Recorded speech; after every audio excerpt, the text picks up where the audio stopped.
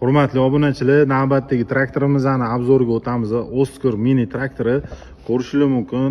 Yoqilg'isi dizel, ya'ni solyalkaga ishlaydi. Mana ko'rinishlarini ko'rsatib o'tamiz. Faralarni bitta yoqib bering aka.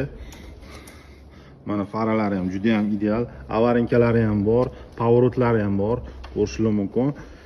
Mana orqasida o'zini frizalari bor o'zini. Frizasi bilan birga sotiladi bu, ko'rishingiz mumkin. Aynan shu joyida orqa qismlarini ham ko'rsatib o'taylik. Bu joyida mana mexanizmni, ya'ni nasatkalarni tushirib ko'tarish jarayoni aynan shu joydan amalga oshiriladi. Ko'rishingiz mumkin. Juda ham chidamli bo'lgan traktorimiz. Eslatib o'tamiz, bunda ham remen yo'q. Ko'rishingiz mumkin. Mana g'ildiraklari ham juda ham ideal holatida. Xo'p, azizlar, pastda nomerlarimiz bor. Aloqaga chiqaverasizlar. Bakoylari ham bor ekan aka buni.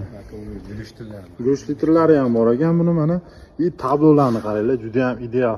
Tesla ham damini oladi buni oldida. Mana ichki ko'rinishlarini ham ko'rsatib o'tamiz. Sidinlari qanaqa aka? Yumshoqmi? Cho'tkimi? Juda ham ideal. Xo'p, aloqaga chiqaverasizlar, nomerlar bor pastda. Bemalol kelishtirib beramiz. Mana burilish holatiga e'tibor beramiz. Juda ham yengil aka. Yengil holatida buriladi. Mana o'zingizlar eshitib turibsizlar. Yursa yana ham yengillashadi deyaptilar. Hozir yurmagan holatida shunaqa darajada burilyapti. Pastda nomerlarimiz bor. Aloqaga chiqinglar. Narxlarni kelishtirilgan chiroyli narxlarda qilib beramiz. Eslatib o'tamiz.